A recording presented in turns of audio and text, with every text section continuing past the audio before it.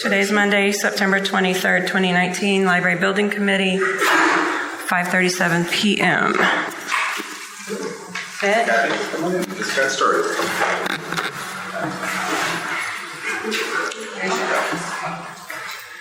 Is that you? Yeah. Sorry, I know. That's So for the, let's call the meeting to order. Can we, for the record, go around and introduce ourselves so that we know who's here? Jeannie Cates, Library Director, just city staff. Juanita Garner, community member. Maria Song, architect and planning commissioner. Naomi Soto, Commissioner on the Measure J Commission. Kathy Woodman, library trustees and former planning commissioner. Michael Hirschbein, Planning Commission and Friends of the Palm Springs Library. Donald Morgan, Library Subcommittee. Ed McBride, President of the Library Trustees. Tracy Conrad, president of the Historical Society. Thank you. So before we get started, I wanted to cover a couple of updates. I'm sorry. People on the phone. Can you guys hear us on the phone? You introduce yourselves? That they can hear us, Gene. Thank you. So on the phone, we have our consultants, Sue Hall, Tony Garvey, and Council Member Lisa Middleton are trying to listen to us, by the way. Yeah. Okay? So please speak up. Yeah, we're Don't going to do our want best. to repeat anything. Yeah, we're going to do our best. So I just wanted to make a couple of announcements before we get started to let everyone know that since we met a week ago, we went from 3 sites to 6 and then back to 5. So we have been making some updates and changes. So I wanted to give you that update so that you'll know about that as we go forward. So the next evaluation will be the College of the Desert. And as you all know, we've added the vacant lot that the city owns at the corner of North Palm Canyon and Stevens. That's now for our consideration. And the site that came on the list but was removed was the site on Baristo that is owned by the Unified School District. They're unavailable at this time to offer that as one of our options, so that has dropped off of our list. But in the meantime, we've been approached by the tribe. They have offered us a piece of property that we're going to examine at the end and looking for a partnership with the library. So Where is that? That property is near their headquarters off of Dinah Shore. So they've asked us to consider that piece of property as well, and we're working with the city now to pull together all the information we can about that particular piece of property. So I don't anticipate any more changes, but then again, this time last week, I didn't expect these changes. So I did have a meeting with the city council members as well as Dr. Reddy last week and with staff, and this is where they informed me they wanted us to evaluate these additional sites. So you will see those noted on our paperwork today. Any questions about that? When are we going to get the backup information about the new sites? We are preparing it now. So we're building the files as we speak. So Marcus is giving us lots of information. So we're pulling the information. So as I've been telling you, every week I give you guys an update. I'm sorry for the long emails, but I'll send you as the file starts to go into there for the consideration for the background on these sites. And will we be extending out the review period? No, we will not. That's why you're going to see a change in the schedule. We're going to actually meet again this Thursday after the trustees meeting in the large conference room, which has been posted. We actually have an update to the schedule, so you should have that with yours. And what that means is that after tonight, we're going to, we have City Hall, the large conference room where we met originally, as you guys may recall. The Board of Trustees meet there this Thursday. So just after that meeting, we're going to go into an evaluation of the College of the Desert site. So I will be sending you guys the update to those documents probably tomorrow. The consultants are finalizing those documents for us now. And I think I heard Lisa say something. Lisa, did you say something? Lisa? That is not audible. I know that we're so sorry, but we don't know what to do, and the phone's up as loud as it can go. She can't hear you at all. I think maybe for the benefit of those on the phone, Ed, maybe if you relocate, it may be a wanna little sit bit here? better since you're doing Yeah, you need to everybody telephone. I'm gonna relocate it. and that's just a pretty face. Why don't we have everybody who talks go by telephone as well? I Yeah. can get the microphone. I think maybe I should, because that might help us. To do that. What time is the meeting? 26? It is at 5 o'clock. Yes, so the meeting on the 26th will be at 5 o'clock, shortly after the Board of Trustees meeting. Can you guys hear me now? Is that better? That's better. Okay. Yeah, better. Thank you. You're welcome. So, followed by, we've had to reschedule because of the 30th. We had to cancel that meeting because we're in conflict with the observance of Rosh Hashanah. So we will be rescheduling to October the 3rd, where we will be evaluating the tribal option. That meeting, right now we're working on, well, it has been assigned City Hall large conference room. And then final meetings for deliberations will be October the 7th. That's where we'll come together and start looking at our recommendation. Yes, ma'am. In any of the future meetings, can we have a good telephone? No, I'm really serious about this. I know I'm gonna miss being physically present for 4 of them, the way it's scheduled right now, and absent a good phone, there'd be no way to So, participate. you're going to Jeannie. The Thursday meeting is at City Hall at the large conference room. Where the city is working to get new phones, but they're not installed yet. And I think we should only meet at City Hall where they're good phones. That's just my recommendation. Unfortunately, we can't always get a room there because we got pushed out of that room a couple of times because we're now back into the swing of the different boards and different You commissions. can probably get the planning commission room or the planning staff room. There are other rooms with good phones. We will take that into You consideration. don't want just that room. Okay.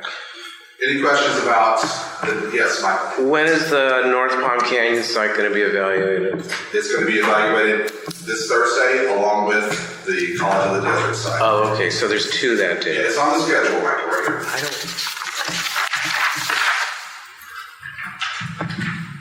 And I just looked at the Lot G site issues. Did we have this kind of a negative presentation for the existing sites? Yes, we did. Okay, so if we're going to list all only negatives, I do think we have to be consistent.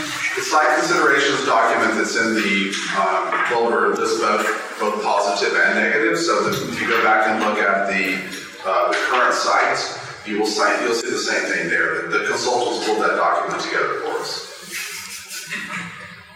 trying to know. I want you to keep. What do you want me to say? I want you to You? I want you to talk so that I don't feedback. Okay, any more questions? All right. So tonight, let's move on to the agenda. So we'll open up for public comment. And again, public comment is 2 minutes, please. Yes, sir.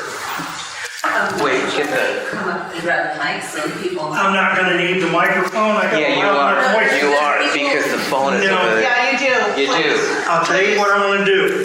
And No, you'll we need understand- to tell you what to do. You need to talk into the You'll phone. understand why I am standing here when you hear my comments.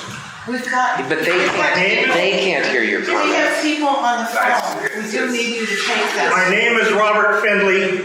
Lisa knows me. I go by the name of Red. My wife Bonnie is in the audience.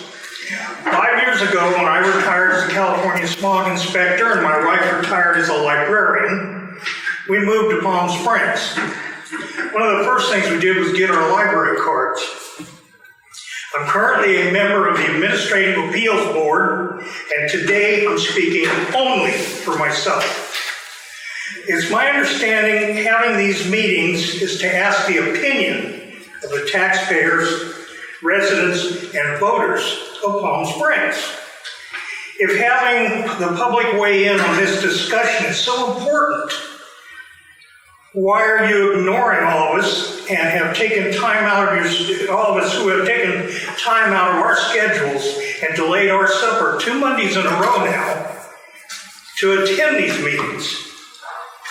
We all show up to participate in the public discussion, and the entire committee is sitting with their backs to us.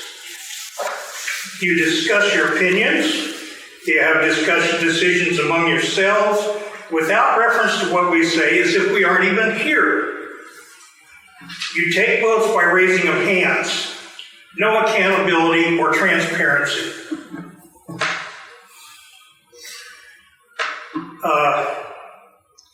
I didn't say anything at the last meeting because I was left speechless by the obvious insult to the public.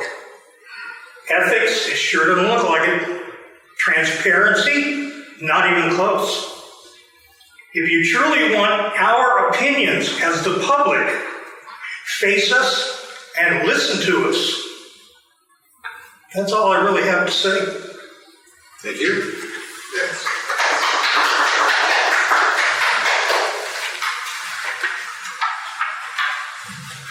Good afternoon. My name is Octavio Fernandez. I work with Michael Braun with Grit Development. I'm here to talk about Block G. First, I'll start with why we at Grit Development feel it's a very appropriate place. It's centrally located downtown. It's near good transportation, excellent services with regard to food options. Again, already mentioned transportation, exceptional parking, over 1,100 spaces underground. We've got the Palm Springs Art Museum. We have the new event center, which is hopefully scheduled to start construction in the very near future. I mean, just a good location to build an iconic building that would be complemented with what's happened with the surrounding buildings. I noticed there was a Block G site issue, so I'll very quickly address them. Having 2 years ago built the Block A where the West End building is at, the exact same circumstances with the retrofitting the underground structure would apply.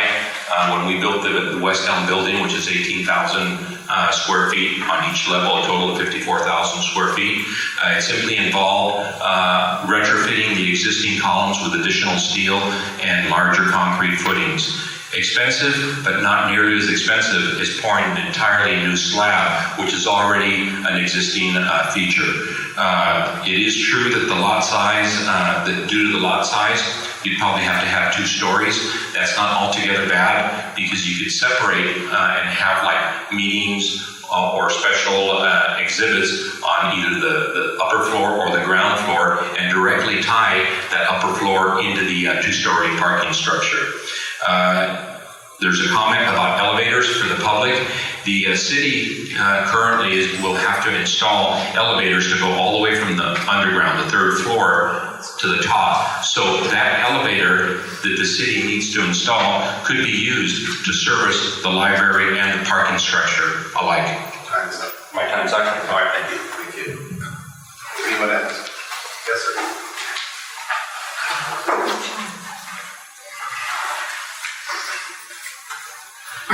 Jonathan Goldman. I'm the newest Friends of the Library Board member. Regarding elevators, you need redundancy, 2 elevators, because one goes out of service for repairs. It would prohibit people from using an elevator. The other point I have is why stop at 2 stories? You could have lower income housing above the whole thing and go 4 or 5 stories. And the city could provide housing and make it multi-functional. Thank you. Anyone else? Yes, sir.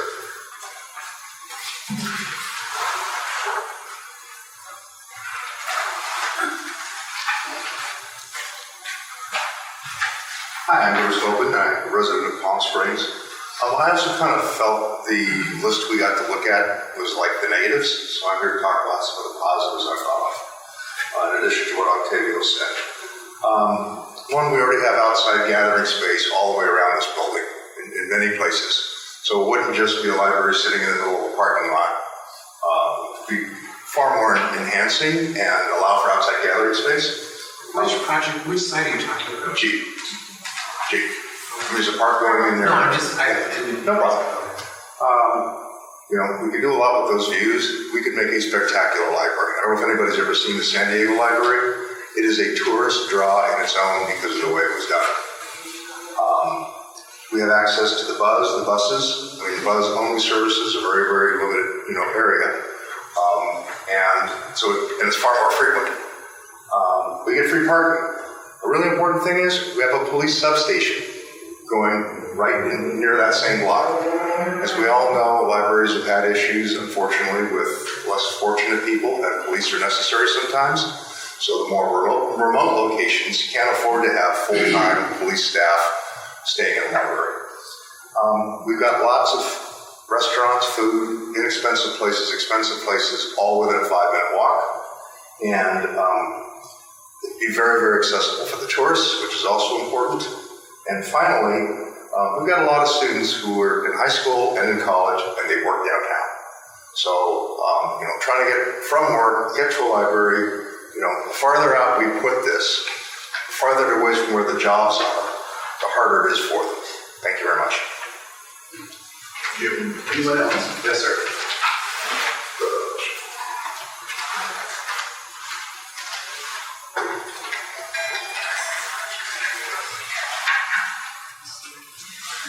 Hi, Pete Maruzzi, Vice Chair of the Planning Commission, but I'm speaking on my behalf. It's lovely to conceive of a building in that Block G. You would have, I'm sure, a great architect who could build a stunning example of contemporary architecture, be consistent with the other designs downtown. But it's a terrible location for a library because it's not in the center of town. One of the reasons why the Central Library is the central library where it is now is because even back in the 70s, it was real. If you look at a map, it's center, close to center. It's certainly not center against the mountain. It's lovely for tourists, but it's going to be used primarily by residents. So you have to go downtown and park somewhere underground, wherever, to access the library. And, that's fine for people who live in this general area, but it's certainly not going to be that much fun for people who live in the north or the far east or the far south. So I just don't think it's a good location. It's too tight. You definitely have to go up multi-stories. The park is lovely. It's nice that there's a police substation, but there's already a police, whatever, it's the paddy wagon or whatever that thing is, next to the library, which seems to have changed the environment as relates to concerns of crime and so forth. So I just don't like it as a location. I don't think it's appropriate.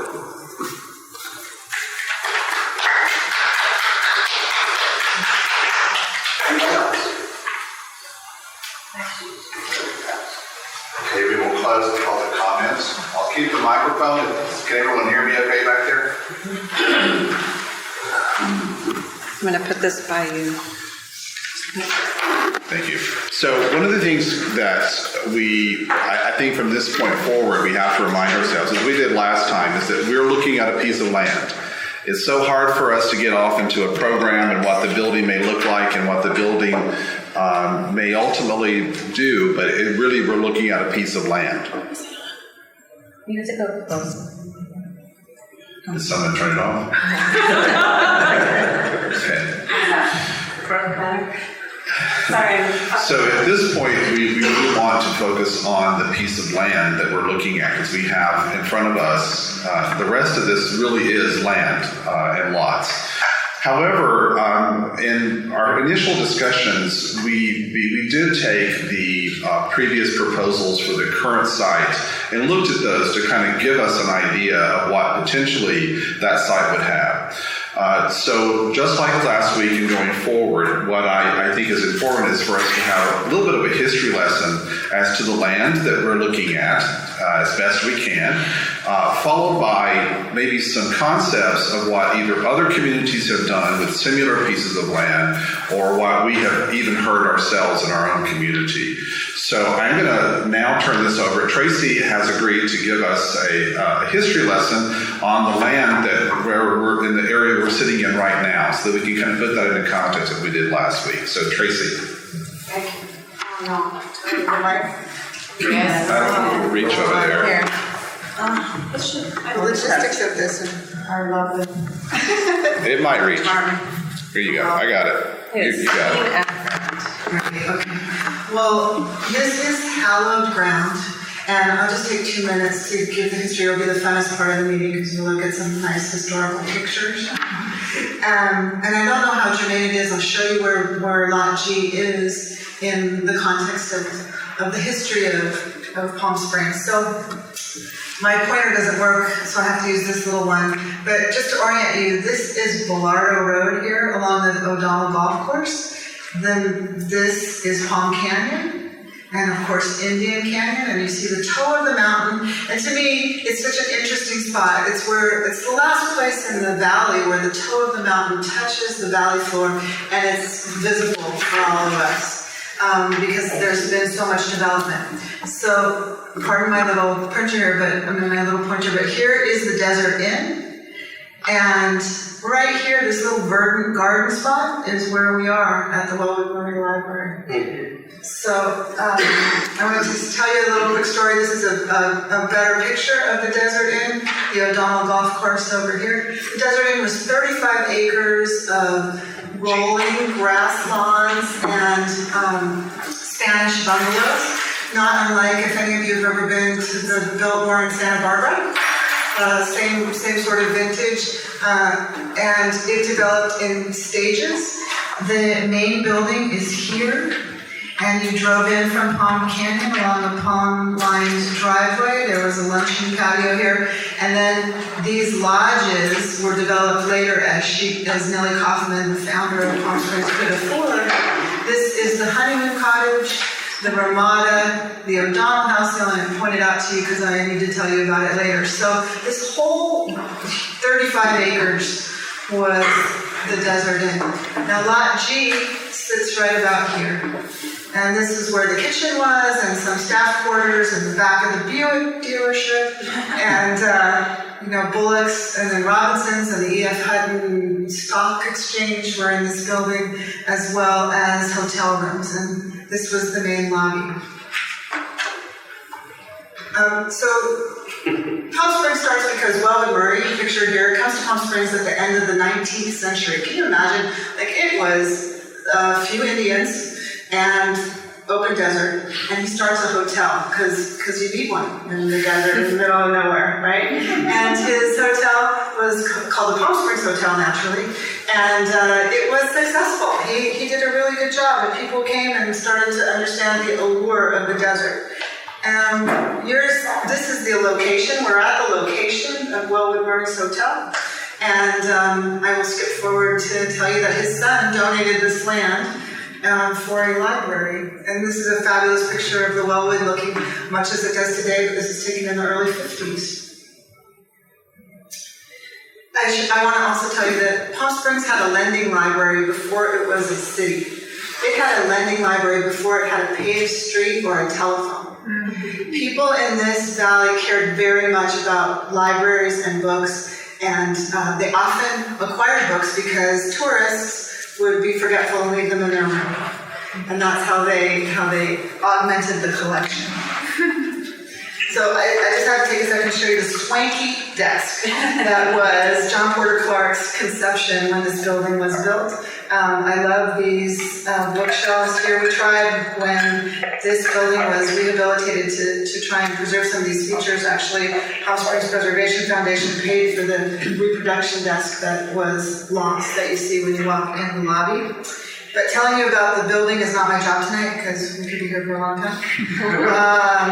So my job is to tell you about the Desert Inn. And so here are the gates to the Desert Inn. It was just spectacular. And I just want to take you on a quick photo tour of it. Here's the main lobby building, the South Steps. This was the Instagram spot of its day. Everyone who came to Palm Springs got their picture taken on the South Steps of the Desert Inn lobby.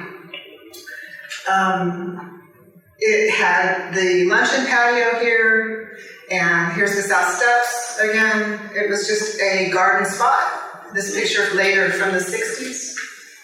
So I appreciate it, and the reason I show you this one again is you can see the O'Donnell House up above. And herein lies the story. Nellie Kaufman comes to Palm Springs in 1909 and to stay at Wellwood Murray's hotel. She decides this is a great spot and she's going to make Palm Springs an attractive place for attractive people. And she's going to start her own hotel. Her husband was a doctor.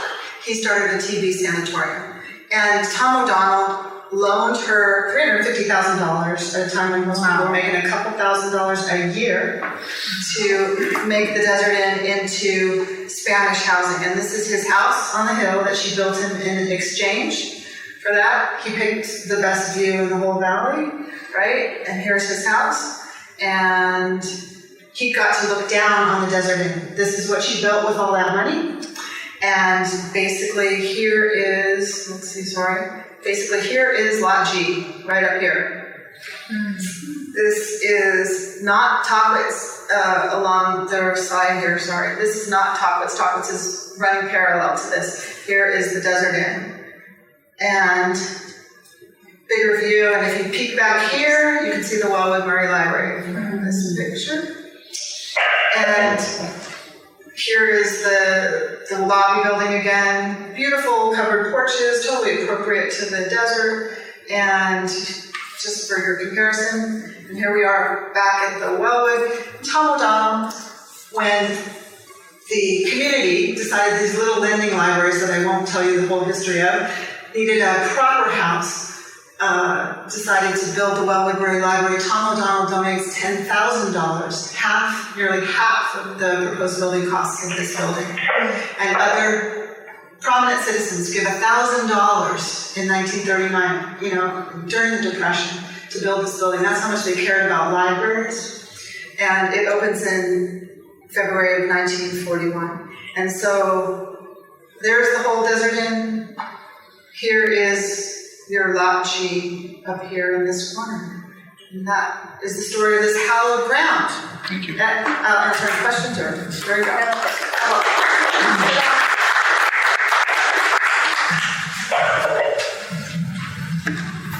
Any questions for Tracy? Yes, ma'am.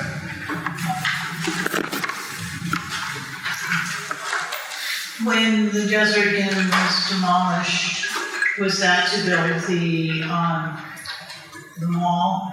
And what where does Lot G sit in the old mall that was demolished? That's a good question, Kathy.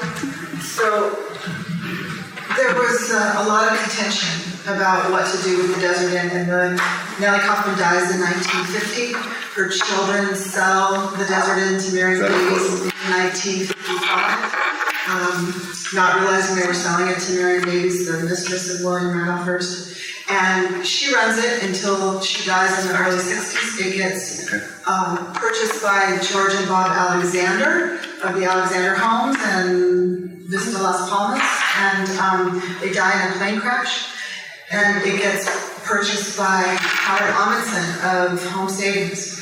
And there was a big contention back then, if you read the city council minutes, about parking. Where were people going to park? We never have that problem. We never discussed that. And there was also an amazing plan that probably Pete is aware of by a bunch of the modernist architects to have an international style. They reimagined all of downtown, and it was a massive building project that would have gone the entire length of Palm Canyon from Alejo to Ramon. And so the contention was about what to do with it. When Howard Amundsen buys it, he decides he's going to make a mall. The very first building was designed by Luckman and Pereira, and it was an I. Magnin building that was directly across from where you might think the museum is now. The museum sits on what was in the back of the Desert Inn, one of those lodges that ran parallel to the toe of the mountain. So that building was built first. The entire infrastructure, and Octavio can correct me, for the mall was put into the Bank of America building that is directly kitty-cornered from us. And the building permit, the demolition permit was pulled in July of 1966. By 1968, both of the sons of Nellie Kaufman are dead. And they still haven't torn it down. It takes them a couple years to tear it down because it was built out of solid cement and steel. And Nellie Kaufman herself said this would last 100 years.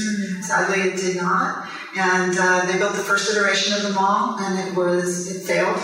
And then they built the second iteration of the mall, and finally the third iteration of the mall, and then the mall got torn down and the latest development went in. So it's a little bit east. That's a long-winded way of answering your question, but it's a little bit east of where the Luckman Carrera, the first building of the mall was, which really was the Automagians, but it was in the back. So the rest of the retail that marched up and down Palm Canyon came later. So remarkably, like the 70s until that really is all built out. Any more questions? I'm sorry if I'm long-winded. No, thank you. That's what it was about. So, as we did last week, our consultants and our city librarian have done some research on examples where communities have evaluated and selected lots that did not allow for a horizontal build out of a library. Instead, they were challenged with looking at what vertical would provide in terms of library services. So we've got a couple of examples of communities that have actually, one is in process, one that has been built, that I just wanted us to run through just to kind of see if there's any discussion or questions about those. So the first one actually is the Riverside Library. So if we go to downtown Riverside, they actually have a lot that they're not allowed, they couldn't go vertically, so they're going horizontally. And I know that it's been featured in the newspaper here, and I've been watching it. So Jeannie has actually talked to the director of the Riverside Library. So I'm going to pull this up. Jeannie, do you want to maybe walk us through this? Oh, sure. So.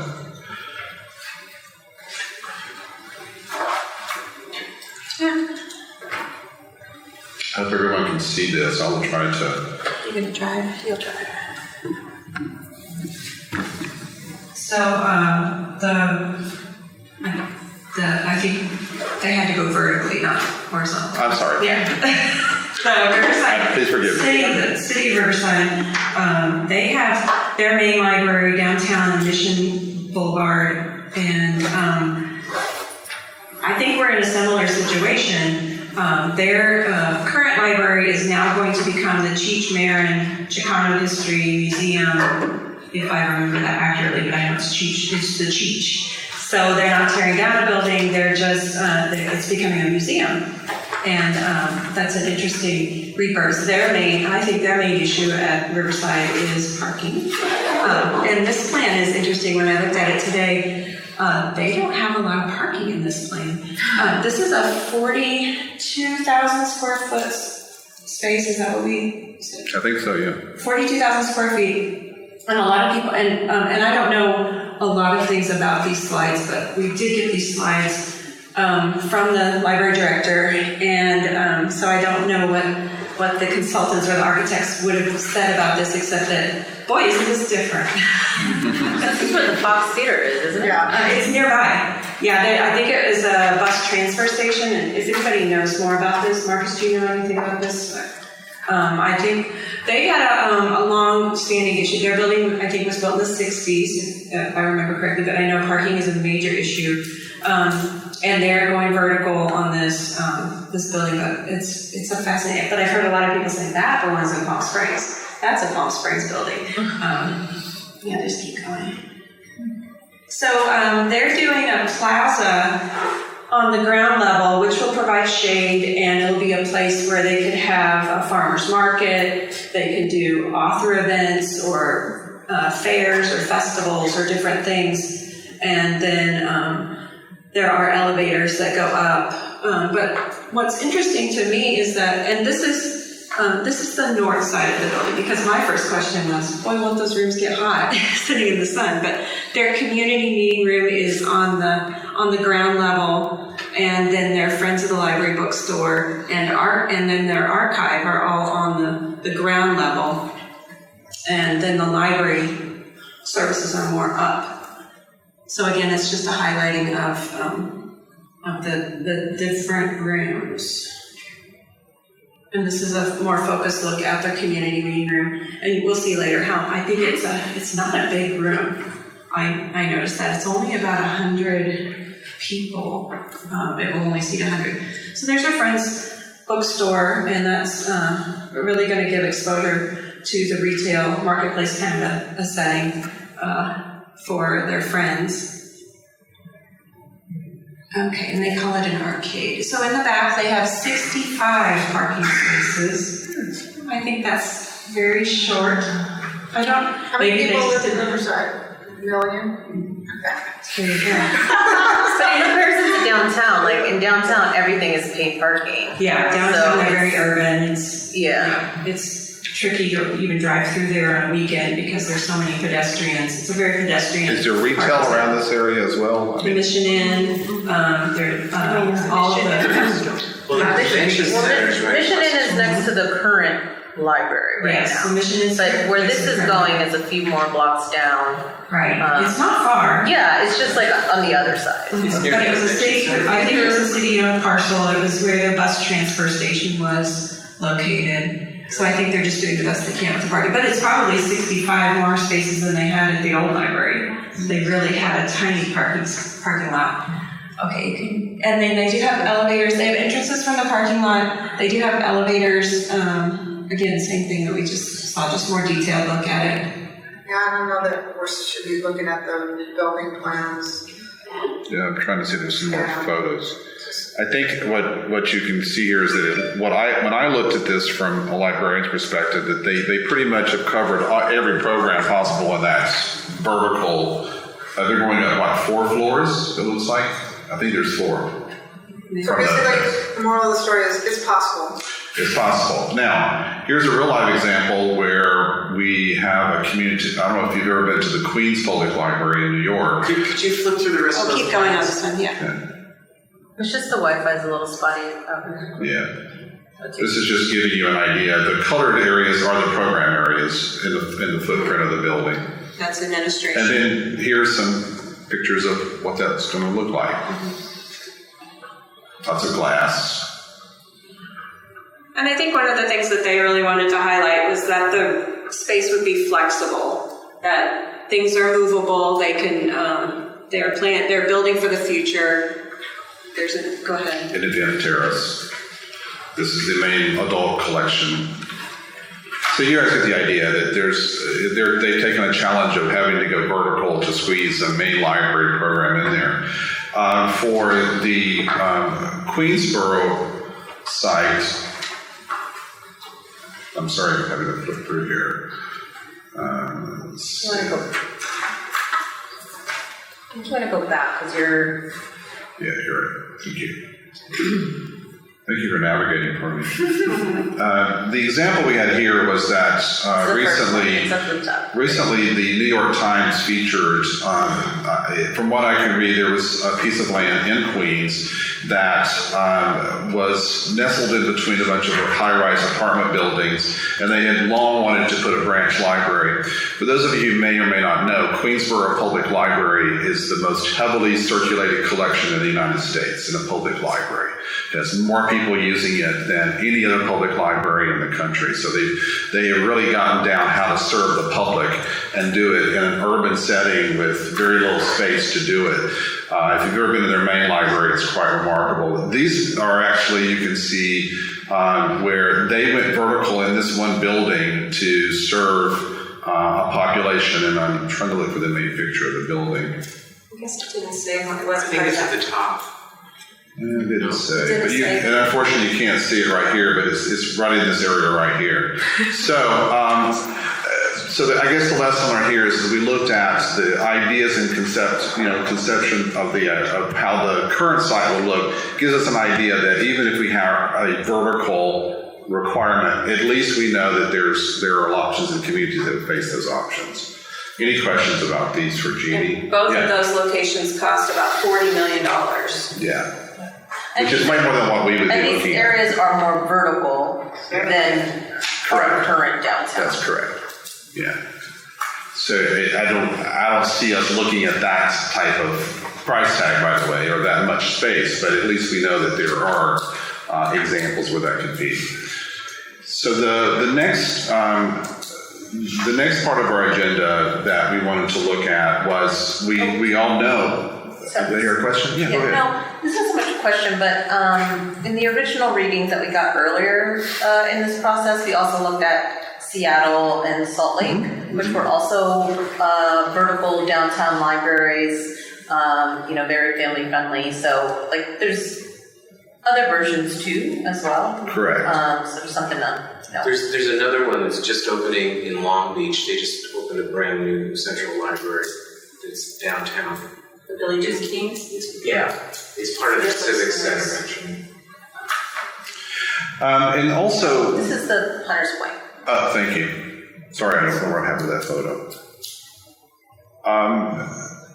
I'd like for Marcus to talk a little bit about the city park that is actually in lot E, right? I think it's important for us to look at what is planning for that piece of dirt there.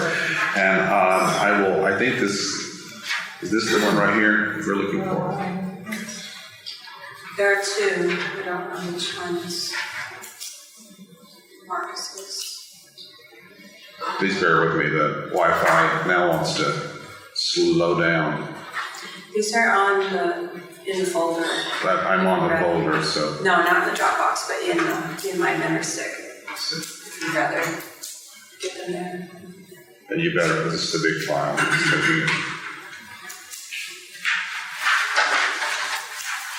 Let me hand this over and I'll pull this up. So Marcus, you talk a little bit about the city park. It's interesting, it looks so high, but I can see it next to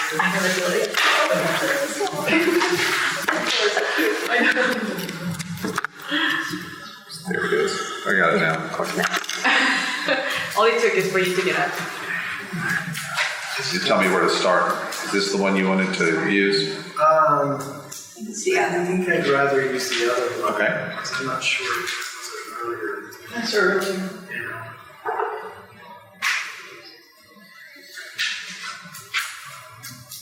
Downtown Park. There you go.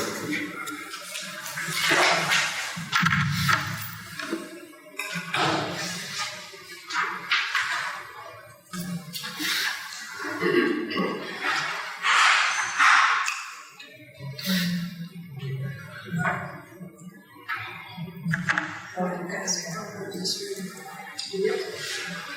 Concrete walls. I'm going to try to pull up one I have on my desk.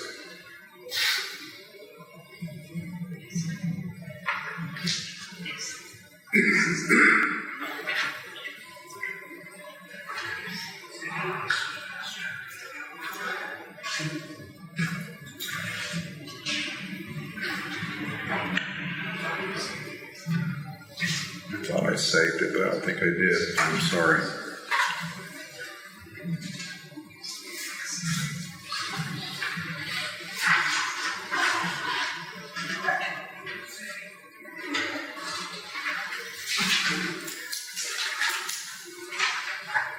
Did you say it was saved on your disk? It's on this.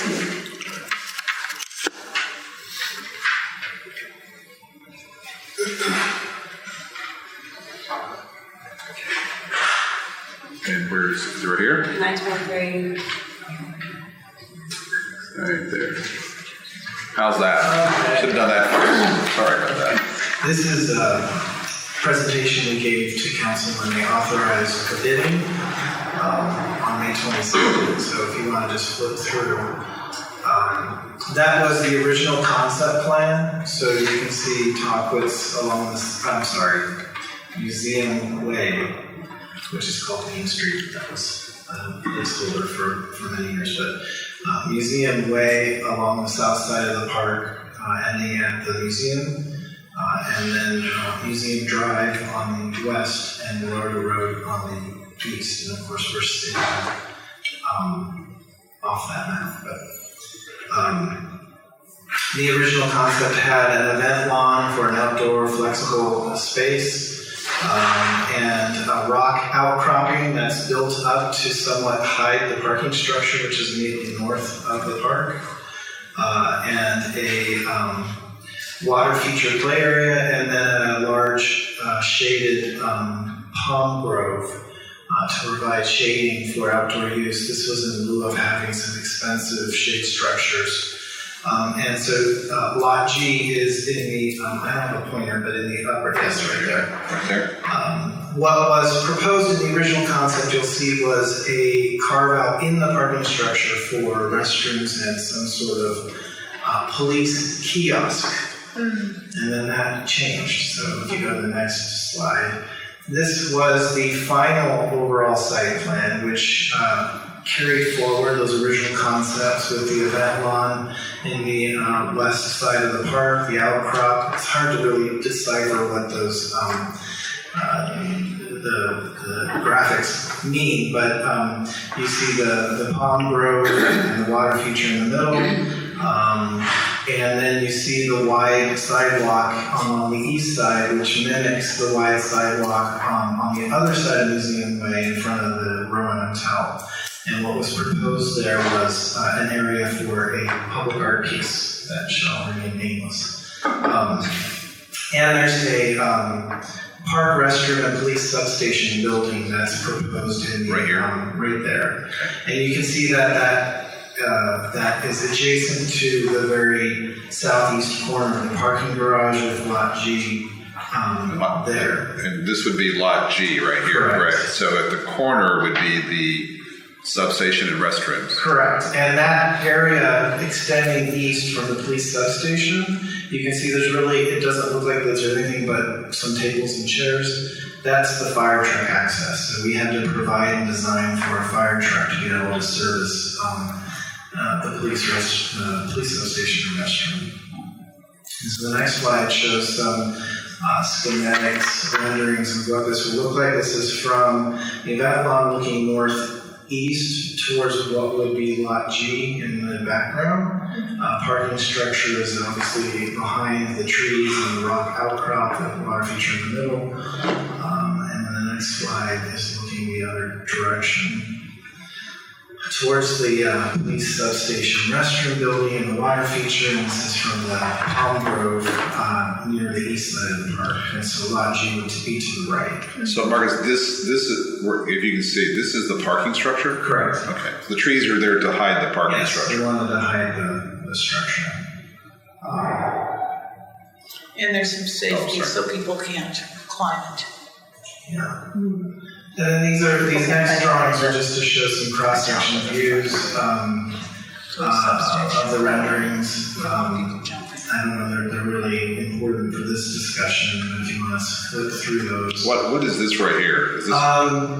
So they're filling in the ramp. There's a ramp that used to go down from Museum Drive, and that's being filled in, but then we're utilizing some of that for the pump room for the water feature. It's a big, huge system to provide for the jet spray. And so that's the large water feature, waterfall. It's supposed to mimic Taquas Falls. And there'll be a water feature area with jets and fog and all sorts of fun stuff for kids to play. So that's just a cross-section of that. And that's just a layout of the water feature, the jets and the troughs and lights and all sorts of fun stuff. That's the event stage, which is now on the southwest corner of the park in front of the museum. So it's a stage area with, for flexible events and outdoor events and gatherings in front of the event hall. And just for a little bit of comparison, is it about the stage, kind of like the Civic Center Park stage, or is that smaller, or how would it compare to other? I don't know the comparison. I know that Rios analyzed and showed in other drawings the flexibility of that space. So if I recall correctly, a full orchestra can fit up there. Oh, yeah. So they made sure that it was sized appropriately for flexibility. And it also, you can sit on the steps of the museum and watch from several directions, and also close a couple of roads so that if you had a large gathering, it had the flexibility of expansion. And it'll be shaded in a way that won't block the view. It has these really unique design on the next slide. This unique palm frond-like design that provides, I think it's aluminum, and it provides some shading over the event stage. And it's just another cross section, I think, of the east side. That's the police substation and the park restroom. So there's, this is kind of, I think, where agencies are going towards in terms of public restrooms is seamless stall, exterior doors, not the old style men's and women's restrooms where shenanigans can happen inside. And so there'll be exterior doors, and then it doesn't show here, but there's a common lavatory sink that's exterior to that. Probably down here. To the, to the bottom of that drawing. But the bulk of that building is the police substation. The police department recognized the need to have a more permanent, larger facility for their downtown division, given what's happening downtown. And so most of that building, as you can see, is for that substation. Marcus, are you aware of any specific plans about staffing the police substation? Well, it'll be staffed with current staff. So the benefits of this is that the police that are already at the station don't have to go back and forth when they're doing their work, and doing police reports or the other things that they have to do. They can now focus and be stayed, and can work out of this space rather than going back and forth to the station down the street. And the building has this really unique sedimentary rock finish that was designed by Rios, and it doesn't really do it justice with the black and white, but you saw it on the colored renderings also. And this is just the signage that's going to be proposed, and that was just the budget. So the only number that changes there, our construction contract estimate was $7.35 million, the low bid was $7.6 million. So I was a little shocked that we got a bid that came in on estimate, given how bids have been coming in from Meridian. Even the private world, construction costs are through the roof because of the current economy. A good economy is a good thing, but it works against us in terms of capital projects because contractors are in short supply. They essentially throw numbers at a wall to see what will stick, and if they get a capital project, then good for them. But in this case, we got 3 bids, with the low bid being right about our estimate. So the intent is to award that contract next Wednesday. Construction begins when? When do you think it'll begin? Probably after the holidays. So by the time they get their paperwork in order and mobilize, probably right after the holidays. Thank you. Any questions for Marcus? How long do we expect once construction? We gave a year. Oh. Yeah, there's a lot of long lead items for the building, but we gave them a full year.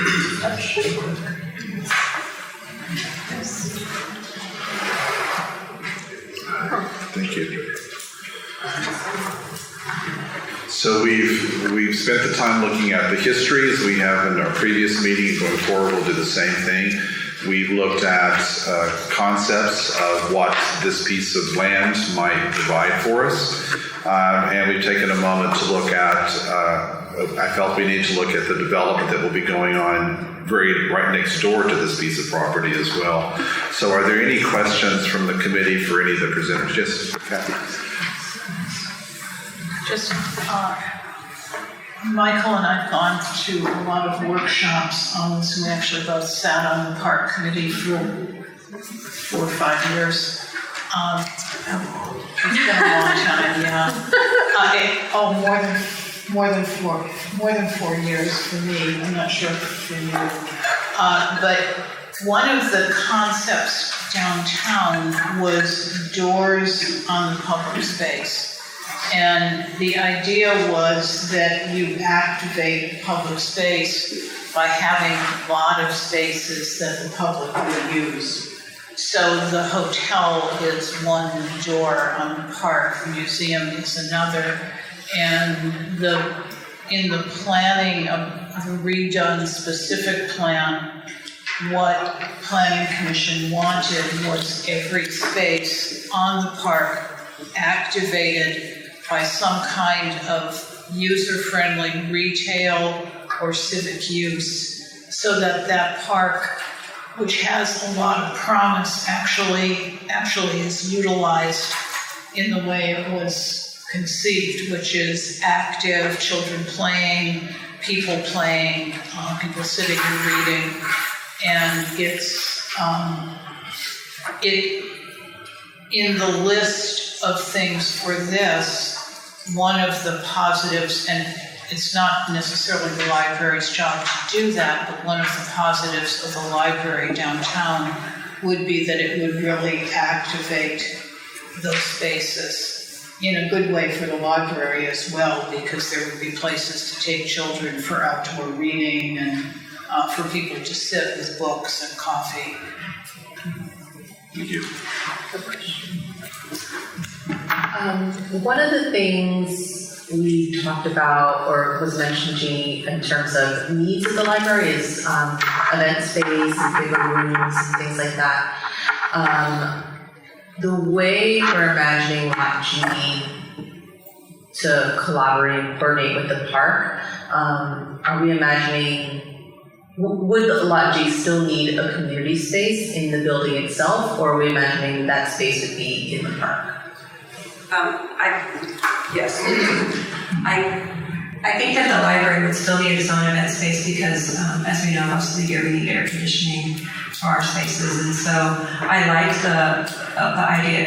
And again, I'm not lobbying one way or the other. I just think about each option individually, and this would be a nice option because there are the outdoor stage, the water feature, the police substation. There are some really nice, good energies down there, and so yes, I think that the event space that the library offers would be complementary to all of the downtown groups, to the museum, the Agua Caliente Cultural Museum, the film festival, Modernism Week, Pride. There are a lot of different things that we could do by being downtown, and again, there are a lot of different things we can do in our main library too. So I guess my question is, if we're imagining their event space being in the library and event space in the park, parking would be exacerbated if there was events happening in both those places. Yeah, I think so, and I think that you add a basketball team, and yeah, I'm just thinking like that region specifically. Oh, sure. Like, I see the potential. I guess logistically, would that be like challenge, or would it be worth it? In terms of, I think that's something that you all can help us decide, because there are pros and cons, and it's possible that we could specify some designated library parking, possibly. Throwing that out there, maybe it'll happen, and that there's some reserved just for library use. I know at San Diego, the downtown library, they have certain access that you get your ticket validated or whatnot, and hopefully, I think that in the next 40 years, we're going to have to go to some sort of system like that, but I don't think we'll have free parking forever in downtown Palm Springs. I think with the growth that we're going to have some sort of parking plan as far as paid or reserved parking. But we're now getting into a program question that. But there is a parking lot across the street. There is a parking lot across the street as well that people utilize when they come downtown. And part of the upstairs of the West Elm was conceived as not needing evening parking. So that just... So let's hold this thought until we get to the criteria, because parking, as we know from last week, is in the criteria for us to discuss as well. So let me do a check here. Last week, we went through the criteria. We voted what we felt personally, how the current site met or did not meet that criteria. I actually have a proxy for David Brinkman. He sent his ahead after he researched the material, so I do have his vote. Are we still okay with that process, and can we run through the criteria for Lot G? Do you think you have enough information at this point, or any questions? Kathy? I just have, before we go, one response to the gentleman who felt we were turning his back to him, and it's not our choice to do that. Yeah. We actually don't like doing that. I know I don't like turning my back to the public, but that's the seating we were given, so my apologies on this. Agreed. Yes, sir. At what point might Sunline Transit get involved to talk about extending some of the routes which end at Ramon and Indian Canyon to bring them up to help service the library, because it's only the 111? Yeah. So the question, I'll repeat the question, is that when would Sun Transit get involved in such a discussion as to the availability of buses in downtown, in particular driving people off in front of the library, the museum, and the new area that's being developed? I think that's a great question that I can imagine if this site were to become one of our recommendations, we probably would want to put that as a highlight, as something that the city council would definitely want to consider in their evaluation. So, and just to remind everyone, our goal is, and our appointment here was to make recommendations and a priority, along with the things that we hear from you all, we hear from ourselves and are uncovering. And so when it comes time to prepare a report would say things like, if you were to go downtown, you're missing public transit, you're missing adequate parking. So we would highlight those things based on our evaluation and what we're hearing from you all as well. Does that answer your question? Okay.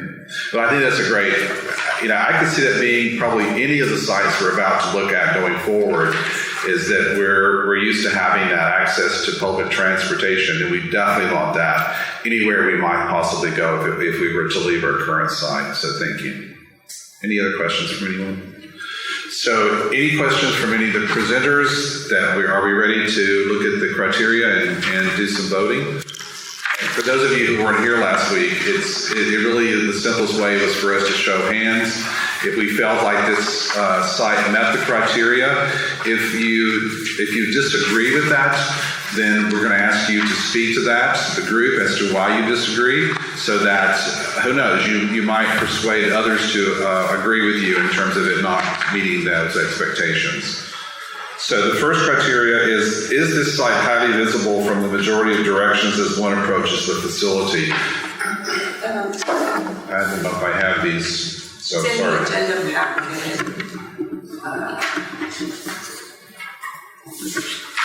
Is it on this? Okay. And what's it called? It's called, it's the very top item. Well, this is final criteria. Attachments. It's the very first item on your list. It's the attachment. See the top item at the top of your list? The first one. Right there? Yeah, open that. No, It's that's... the full packet. Okay. Scroll down. Scroll down. Gotcha. There you go. Just as I looked through this, we looked over this our very first meeting. It's in your file for review, but we looked at the aerial view of the site and the dimensions of the site for Lot G. Yeah, and I'll keep tallying. Thank you. So a show of hands that feel that this site is highly visible from the majority of directions as one approaches the facility. Raise your hands, please. If you agree with that? If you agree with that, that's correct. What's going to be the problem is I can't see David's. I can add them in later. Hold a minute. If you want me to. Yeah, let's add it. I've got this stuff. We have one. Can you, can I get, so I just like to explain the yes vote on that, and reacting specifically to how that's worded, the majority of directions is one approaches the facility, so if you're looking at coming up or down Millardo, you would see it, that's how you would approach the facility. If you're looking at coming up whatever street that is, Andreas? Well, actually, you wouldn't see it from Andreas. You're like right on the center of it, actually. No, it's to the south of Andreas. Well, which street is that? Go back to That's the, Andreas, but I don't. go back to the, Museum Way and Museum Drive. go back to the, aerial if you, sorry. The area would be earlier in the packet. Yes, the document as well. Yeah. Okay, where's the aerial? So, Right here, this yeah, street. that's Andreas. No, What street is that? Museum Way. No, it's not Museum Way. no, Museum Way is. It's not Museum.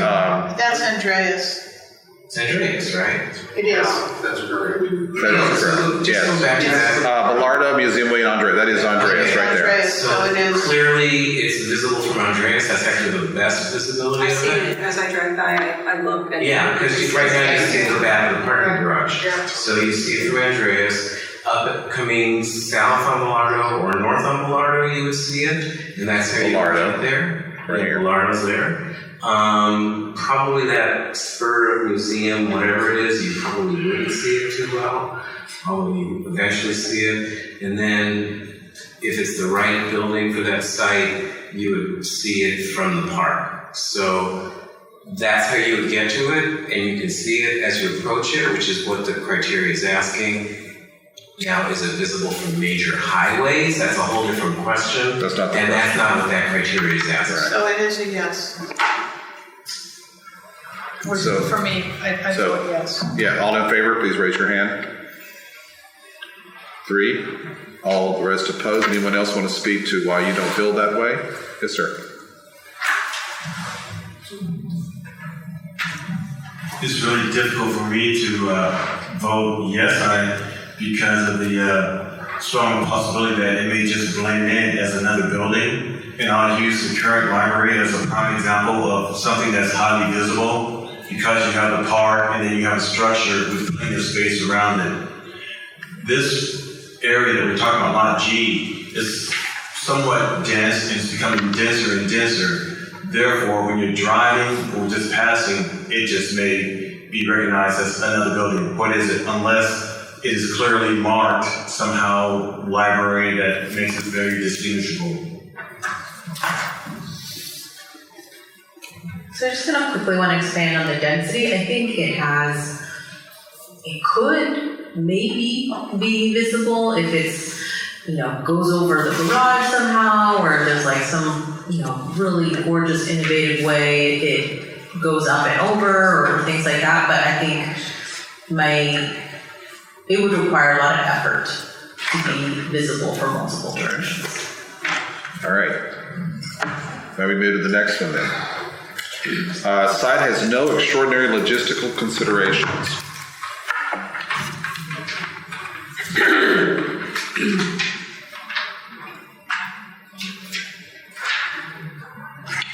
Just scroll down and Yeah. You have to. I don't have my mouse over here this long. Site has no extraordinary logistical considerations. All in favor think that this site does meet that? Okay, so that's a no. Site is on or immediately adjacent to frequently traveled streets and roads on the way to and from where people in the service area reside and or work. Do we feel that it meets that criteria? Can I ask a question on that one? Sure. Immediately adjacent, I was pretty close to Palm Canyon. I don't know if that qualifies as immediately adjacent to. It's a block away, roughly, or half a block? Is a half a block immediately adjacent? if it's good enough for you, I won't vote for it. Yes. No, I'm just asking a question. I think we're, again, like last time, you don't want to parse these too tightly. It doesn't, the tally isn't going to be what decides. Okay, no, I got you. It's not important, so. Well, it's important. Well, but it that's doesn't. kind of what you said last time. No, well, I think an individual criteria or not is not going to make the decision. So if you feel a half a block is good, vote for it. And it doesn't matter what the totals are. We're gonna discuss the merits. So on whole, everyone who feels that the site is on or immediately adjacent to frequently traveled streets.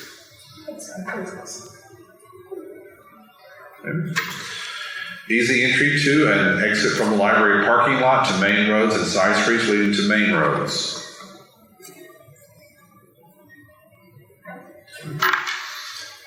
Controlled left turns into major high traffic streets. So we're talking, It's not the reply if it's going out to Florida, huh? I guess one of my, as I think about this, Bilardo is envisioned to be blocked off with bollards for events and for the park. It's already a just two-lane street that is blocked by service vehicles at times. Museum Way is better, and you're very right about Andreas. And Museum Drive looping around, I mean, it's already an extremely congested vehicular thing. It's a much But that's not what that's pedestrian. asking. I understand, but, well, controlled left turns, that's just, it's a complete, it had to do with the other site, right? So, I'm sure if you have a controlled left turn, I'll vote for that one. But I think just in general, the traffic pattern around it is That's what we're not what talking that's about. asking. What's it asking? It's asking. Controlled left I'm not turn. sure. I don't even know how that got to be a criteria. It's about the existing site, right? Because people want to know that you could No, turn left. I think it's about how easily can you get onto a major road. That's correct. Right. Right, so we were able to get onto a side street in order to get a thoroughfare street, right? On this one, the situation is like you said, all the streets around it have a program. So if there's a program and I have to go around the many different ways in order to get to a major road, is that? Well, you're either gonna get out of the parking garage, underneath the parking deck facing the museum, Correct. or you're gonna get out of it, on the other side of Lot F on Topwoods. So, Or even the Hyatt, right? Yeah. I don't think there's an out there. There's an exit through the front of the Hyatt. I thought it was just an in. I think it's an exit too. No, it's just an in, Kathy. It's strictly one way. But it's an out, is it not, Octavio, in the other side, on the top of its parking garage, you can get out. You can get out, up and out. Yeah. So there's two lanes. That's what Michael was referring to. There's one on Topwoods, and then there's one opposite the museum parking lot. And there is an entrance. Yeah, there's an entrance, but I think this is asking exit. I don't know. So let's call for a question. Controlled left turns into major high traffic streets. Everyone who thinks that, raise your hand, please. One. On public transit routes, the library being within safe and easy walking distance of those transit stops, do we think it meets that? Future new stops. And bus. Based on future. Safe pedestrian and bicycle access with the city park is going to be next year. I think that we can feel that, right? All in favor? Yes. Okay, I missed it. Site considered safe for the general public with the police station sitting next door. I think that we feel that way, right? Location is accessible to all populations served. Anyone who disagree want to talk to that? Or speak to it? Yes, sir.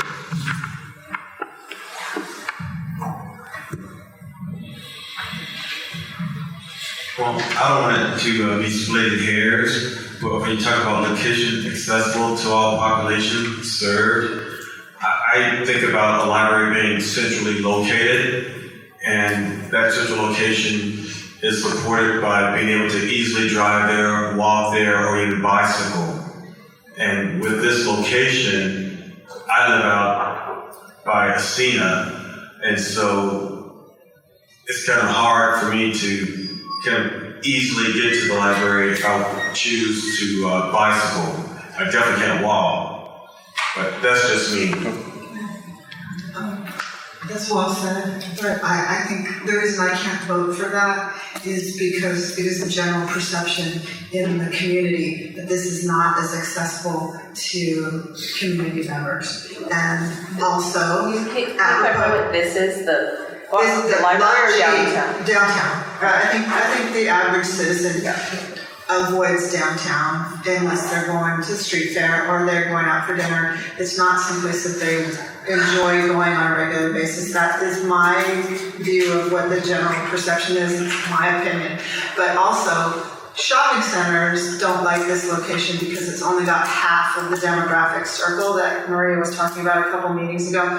So to me, I can't support that it's accessible to everybody. It's accessible to a lot of people, and it has a lot of merit for its own, it's tourist attractive, it's adjacent to other uses. But for community members, I think it's not as accessible as they would like, or as other sites. So that's why I can't support it. As far as community members not going downtown now, I get that. But you have to ask yourself, why is the city on the verge of spending $9 million on a park downtown if they don't expect the community to use it? Now, I think we've got to take that into consideration. And the fact that community members now don't use downtown, to me, doesn't make a cogent argument not put a facility downtown for the community to use, because I believe the combination of a central park that has all these really wonderful elements in it that can be programmed up the wazoo. You could have book fairs, or you could have concerts, or you could have food trucks, or there's just a myriad of things you could do to entice the community to use it. You have the art museum, which has great kids programs, and you combine that with a public library that obviously has great programming. Would be reasons for people to come downtown. Right now, there are no reasons. There's a museum, but other than that, there's not a lot for community people to be doing downtown. Well, so can I just say, I'm sure Octavia would disagree with you that there's no reason to go downtown now.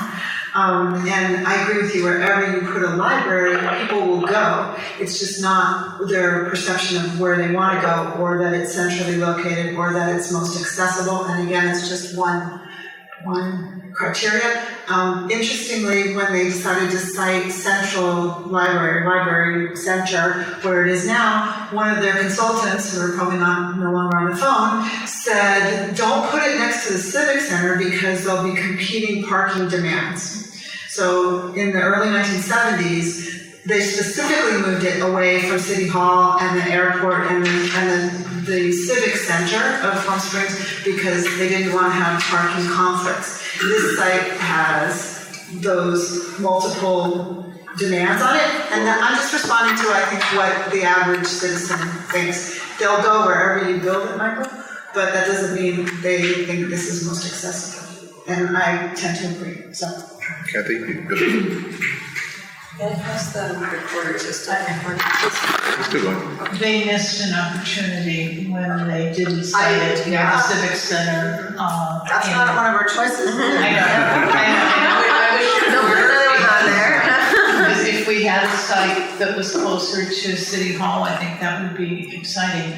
I kind of agree with Michael on this, although I think putting it downtown for some of the minority children and parents and populations, the question is, will they come? I do think if you put something that doesn't cost money in your civic center, it's an attraction for people to come. I know the square, I know my husband would never go downtown until the square opened up and the new Starbucks opened up, and it felt open, and he would just choose to be downtown because it had a different feel than it used to have. So that, I think it could be accessible to all populations because of the closeness to the art museum and having two civic uses, and I like the closeness to the Wellwood, but I have concerns that we don't choose a whiter population over a browner population when we choose where we're going to put the main library. So that. I work for Catherine Finch Elementary School, and I do a lot of community outreach, so I talk to a lot of parents. A lot of the parents have approached me because they know I'm doing this now on this committee, and they have said to me, please don't move the library downtown. And they speak about the high school parents said, I would not feel comfortable knowing that my child was downtown. You know, where now they are okay with them being in the library and picking them up there, but they don't want them downtown. I mean, I'm just echoing what the parents are saying. I love the idea of having a library next to a museum. I love the idea of having it next to a park. I think that, you know, and having an event space and bringing people down here. And you're right. I think that wherever the library is, people will come because people love libraries in Palm Springs. We've learned that. So they will come to it. I am just echoing what these parents are feeling uneasy about this location. And also their desire not to have to drive downtown for the library. I mean, that's what I'm hearing. Okay. So can we vote now? All that feel this location is accessible to all population served, please raise your hand. I think we went to 0 on that one. Mixed-use developments combining retail, residential, and office spaces are opportunities for locating libraries. I think we can see that, right? Adjacent uses that complement a library in terms of function, peak use times, and so on. Or one feels it meets that criteria. I'm going to go for it. How are you? I'm just thinking about it. Would you like to speak to it? No, not quite yet.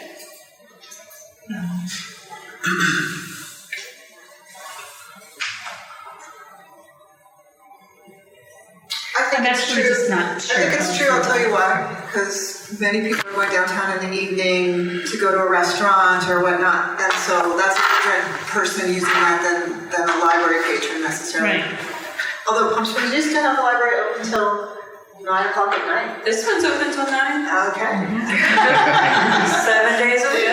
All right, so I think that we have one descending member. Okay. Lot size is enough to accommodate outdoor library uses, a reading porch, program, and amphitheater.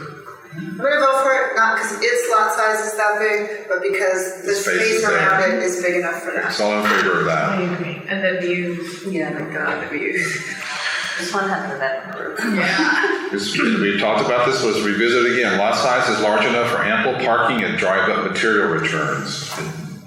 Everyone thinks there's ample parking. Sorry. I just want one comment. Sure.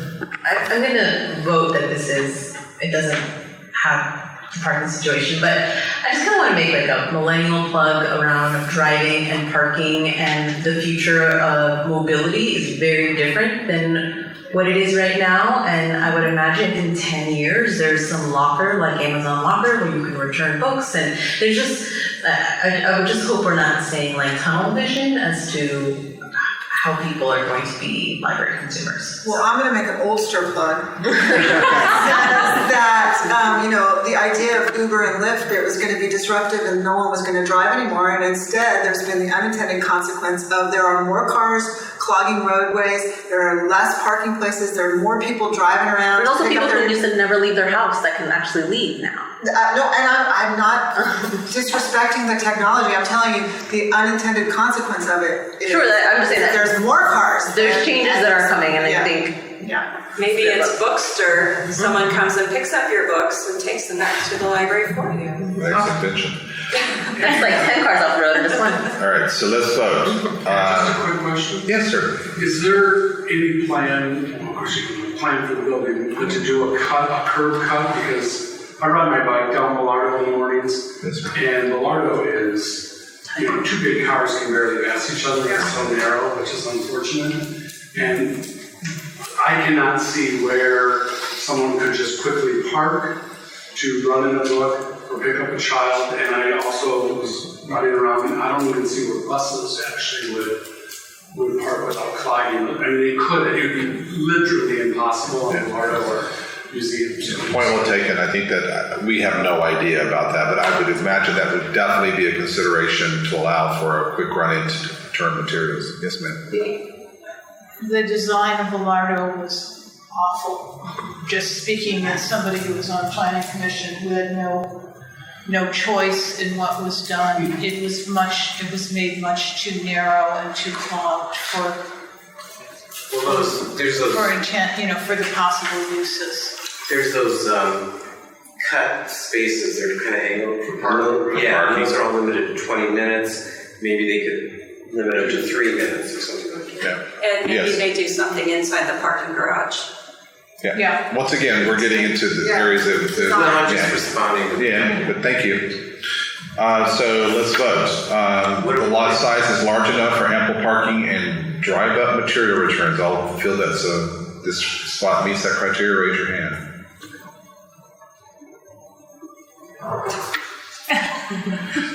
And it's because the parking lot is open.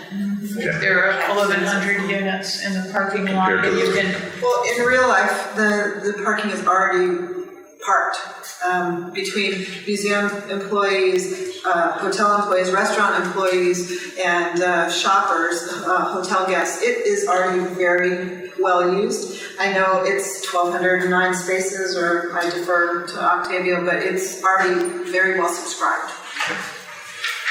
The lot size is large enough for future expansion. I think that's, Can always expand. More than 5 stories?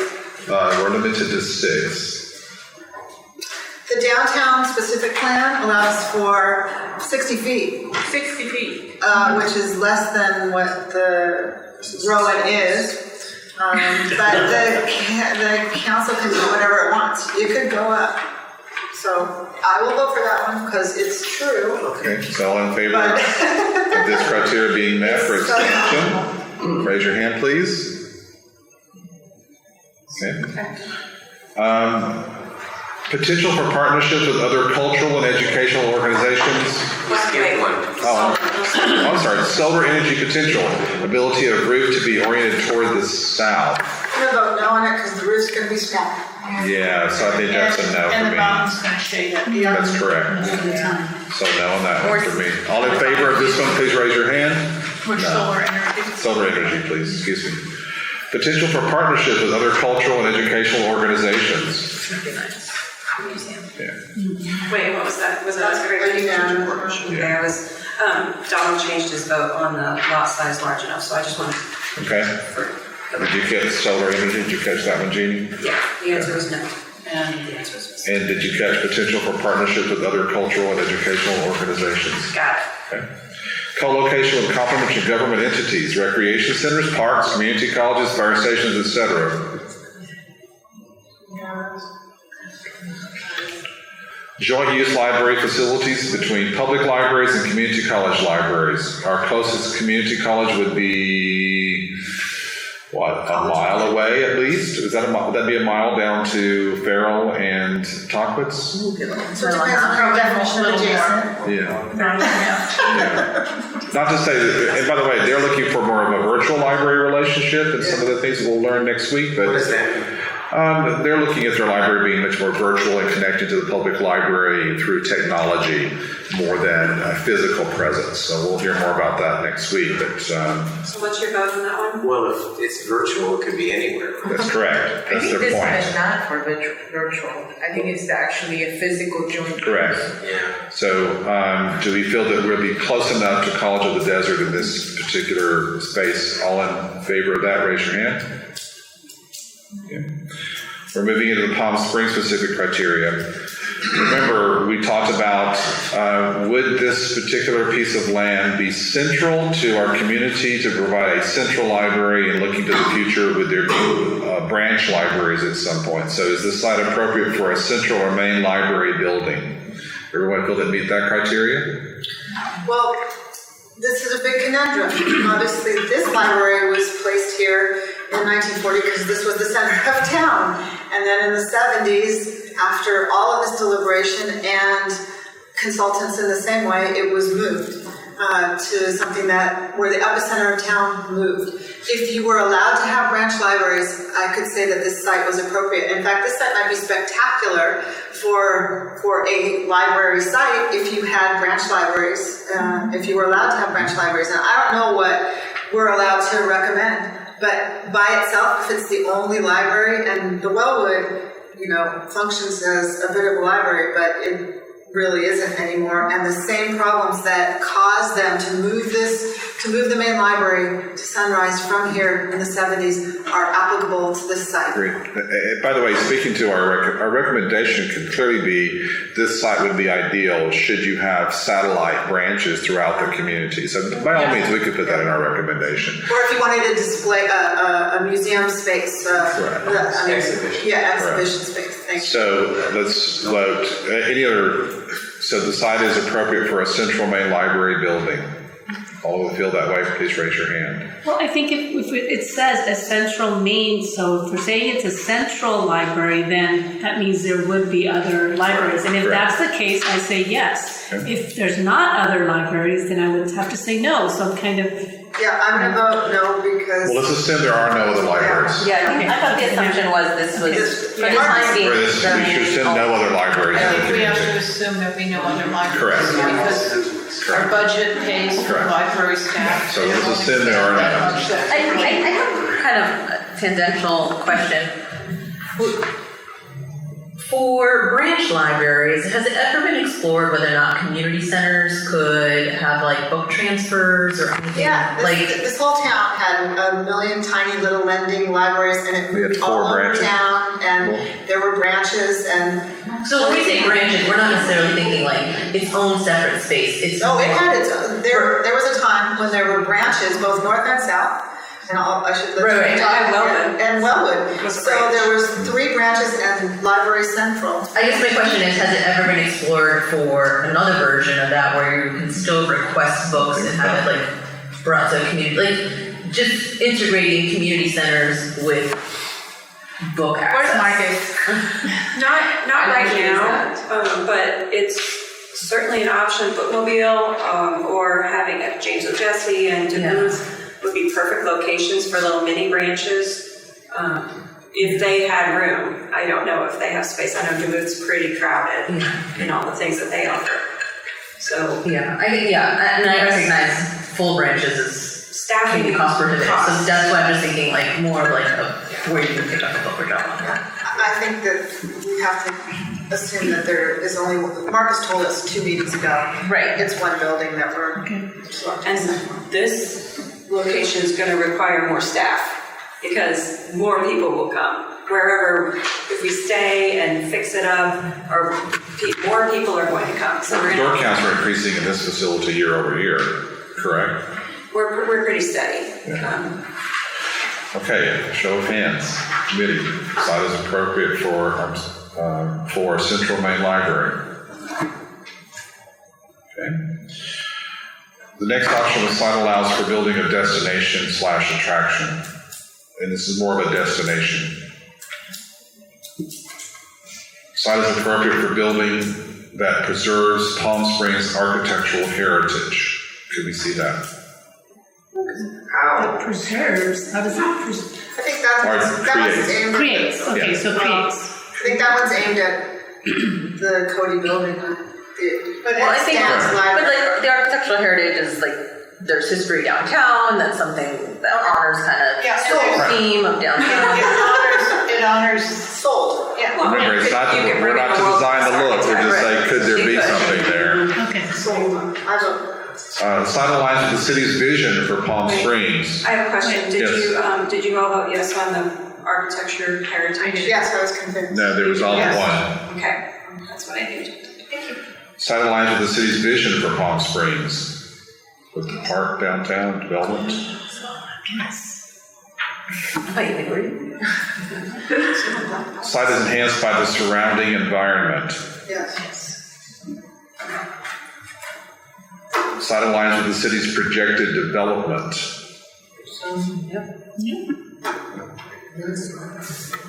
Site is a priority accessible for city residents. No.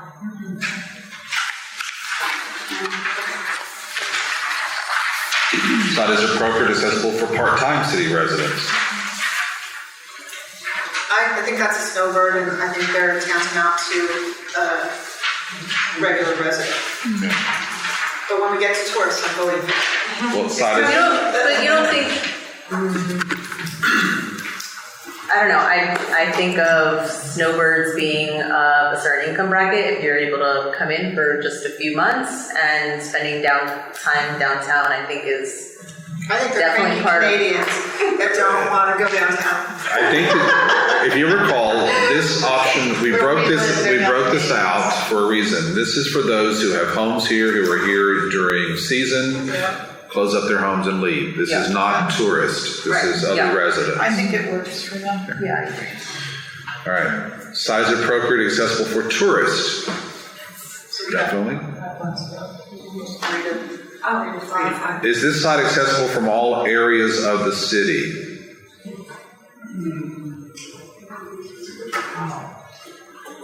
Okay, so we had, I'm sorry, one. City has control of the property, yes. The site encourages social interaction with teens, seniors, and special populations. All of them, homeless. Yeah. Site will accommodate a building size of 1 square foot per capita. If that was our goal, I don't think this site would accommodate that size building, but I really don't know. I thought we had said that if we went up. If we go up high enough, Yeah. I guess we could. So we could build over the parking garage, and the parking garage is 50,000 square feet. Yeah. So Okay. you could have a level at that height of 70,000. Just that. I want to channel my inner millennial and say that maybe we should challenge the preconceived idea that we need 60,000 square feet. Yeah, Because I agree. it took 40 years for Palm Springs to grow into 30,000 square feet at Library Center, and a lot of it is empty. It just is not flexible. It just needs to be adaptively reused. So I'm not sure we need 60,000. Well, I think we all agree. Here's this, and I said this last week, and we'll repeat this again. We're staying away from talking about a program. When we're having these meetings, whoever the next committee may be, and we're surrounded by members of the public that say, we must have this in this building, we must have that, wherever we are, it could quickly add up to beyond what we have now, because there are services that someone might want that we don't have now. So I think that we added this to say, could we accommodate that should the program yield it? It's not that we're going to do it. And by the way, we haven't made a decision about where we're going, though people think we have, but we haven't. It's really more, could this site give us that opportunity? Does that make sense? Okay, then I can vote for it. But I challenge the idea that we Well, I need just it. want to Agreed. agree with that, and I didn't agree with it until I was looking at some of these other libraries. The Riverside Library is 60,000 feet. The Long Beach They're Library. downsizing like banks and everybody Let me else. just finish it. And the Long Beach Library is considerably, I think it's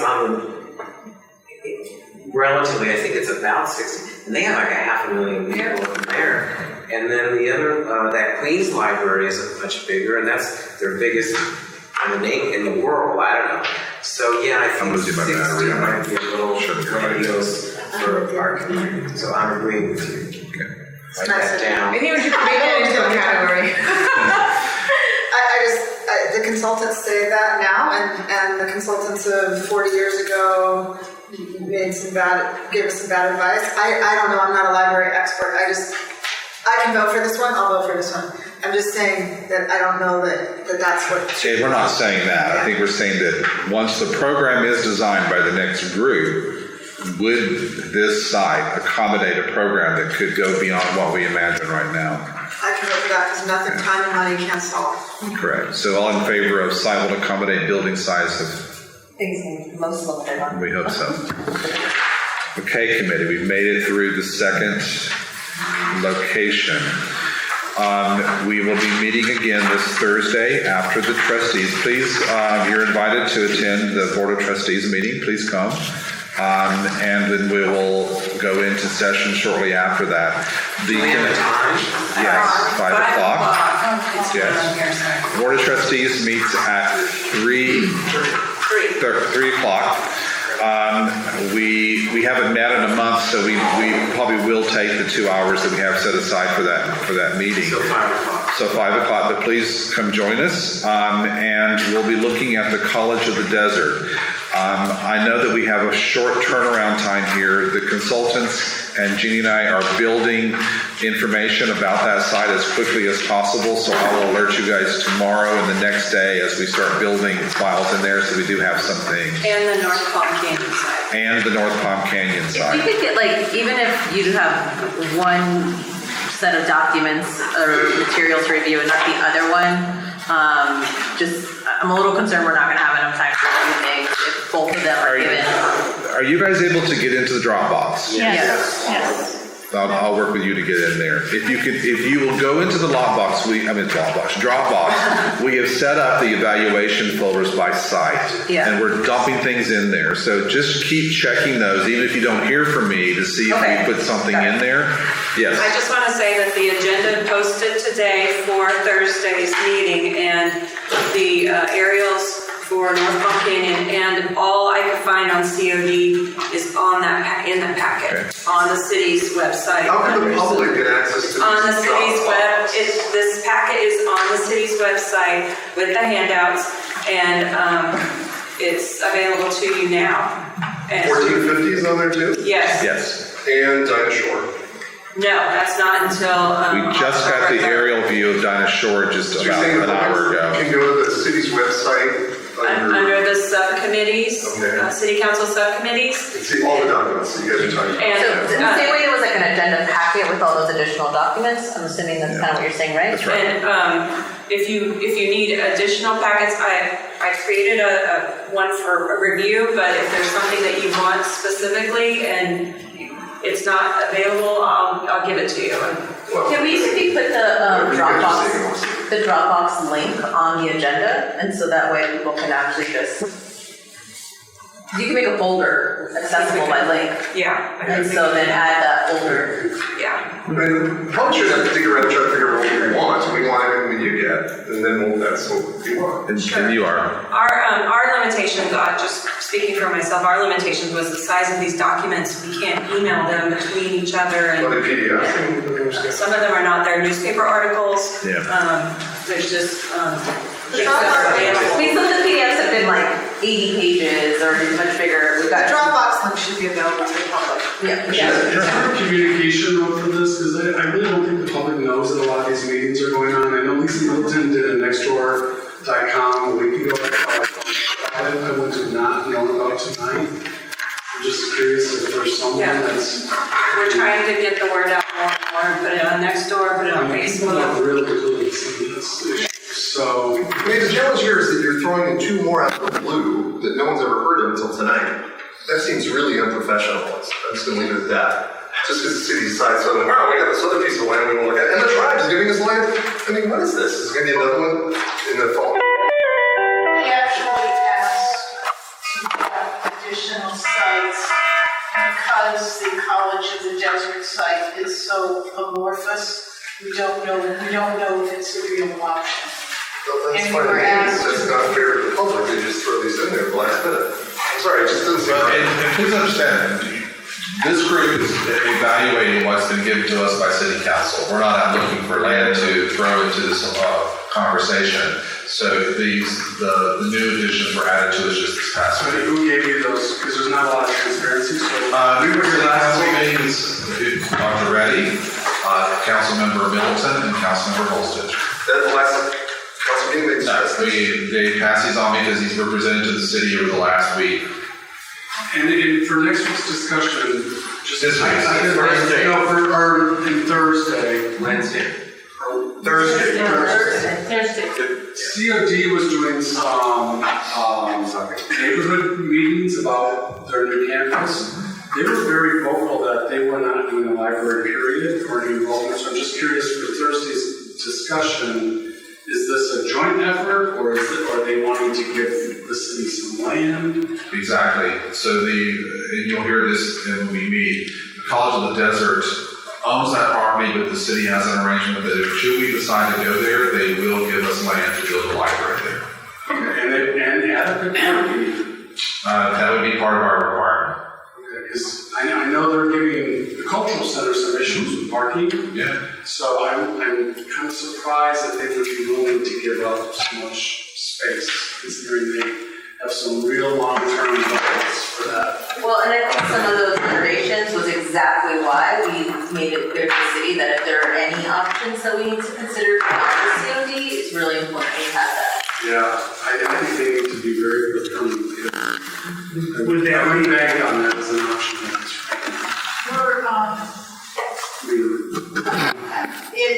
It has been a question all along since there hasn't been a site on their campus that's been, at least as far as I know, that's been identified. And partly it can always be an issue to share. Especially when we talk about going to the restaurant. Talk about it on Thursday. Yeah, I mean, So I'm going to officially adjourn the meeting, and we'll see you guys on Thursday. Thanks, Ed.